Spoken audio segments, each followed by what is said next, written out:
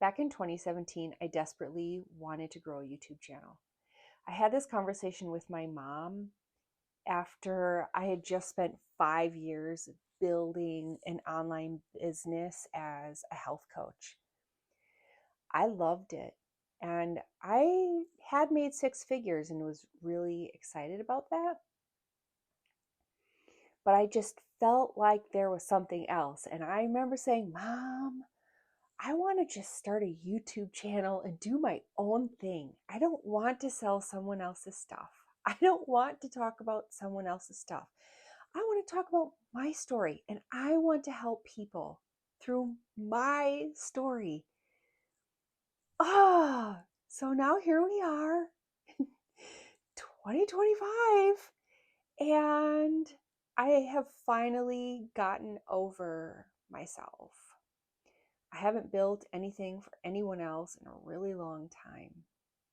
The last 5 years I have spent in the wilderness, isolated, no friends, no family, no church.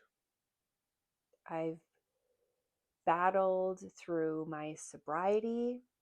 Thank the good Lord I've been successful. 5 years clean. I am so blessed and grateful. God has done so many incredible things, restored my marriage.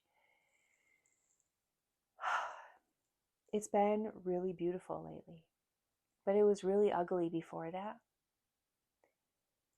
And so I just wanted to read you a couple of Bible verses, if that's okay, because they really help me transfer from being a slug and not building on YouTube to deciding to finally be an ant.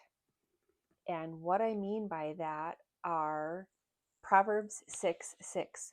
Go to the ant, you sluggard, consider its ways and be wise. It has no commander, no overseer or ruler, yet it stores its provisions in summer and gathers its food at harvest. And I thought, well, golly, why am I still waiting around for some big flashing light to come down from the heavens to say, Tanya, now is the time? Because God does not do that for the ant. They just do. They do the work. And I thought, okay, I need to be more like an ant and less like a slug. Proverbs 6:9. How long will you lie there, you sluggard? When will you get up from your sleep?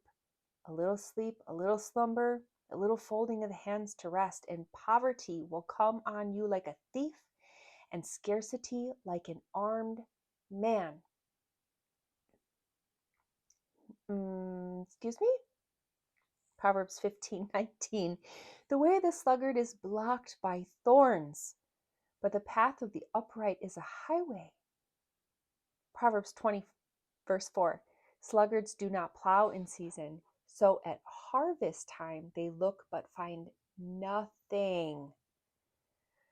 Proverbs 21:25. The craving of the sluggard will be the death of him because his hands refuse to work. I mean, it goes on, honestly. So one huge reason that I've finally decided to start growing this thing is because I came across some passages in the Bible that made me go, well, oh no. Like this one, for example, Proverbs 13:22. A good person leaves an inheritance for their children's children, but a sinner's wealth is stored up for the righteous. Okay, not just your children, but your children's children. That's a lot of wealth, people. We're all made differently. I was made with the biggest generous heart. I mean, is big. And if I want to be able to keep giving big,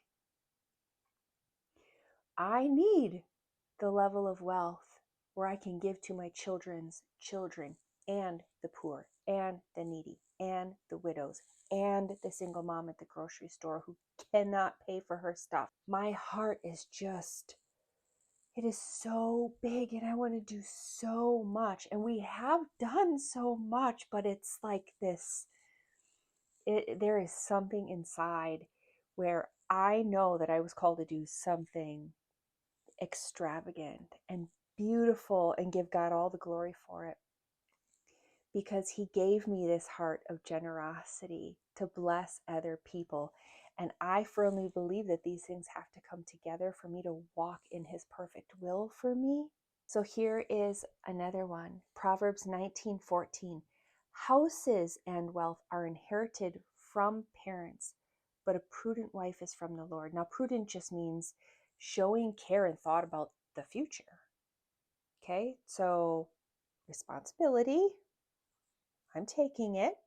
So, all of that just to say, if you have this desire to start a YouTube channel, just do it. Who cares how old you are? I'm in my 40s. I know I thought for the last 8 years when I wasn't growing my channel that it was like, oh, it's a generational thing and all these kids who just want to be, famous on YouTube. And I looked at it in such a condescending, negative way. And that was probably because I wasn't willing to do anything about it. And so I justified myself not doing something about it by making it sound negative in my mind. And I'm over that. I think that it is beautiful how many people are on YouTube now telling their stories and helping other people. It's so fantastic. So I just want to encourage you that if you've been through the thick of it, like I have, like whatever your story is, only you can tell your story like you can tell your story. You telling it is going to connect with other people. So think about this, because our lives are not just about us. We are just one little drop. And that ripples out. There are other people waiting for us to get out of our own way and do the thing. There are people waiting on our gifts that we have been given. We do not have time to be slugs anymore. We do not have time to sit with idle hands and not work. This is so much bigger than your fear. Tell the story. Do the thing. Start the channel. Humble beginnings are so wonderful and beautiful.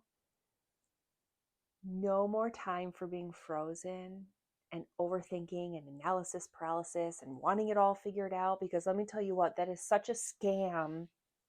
The Bible says the Lord will be a lamp unto our feet. Because it's not going to shine a spotlight all the way down to the end of the path.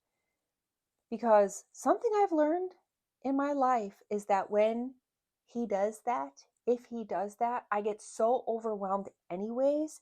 And then the planner part of my brain goes into full function mode. And I try to like create checklists for everything. And like I keep myself so busy with the things that are not going to grow the thing he needs me to grow.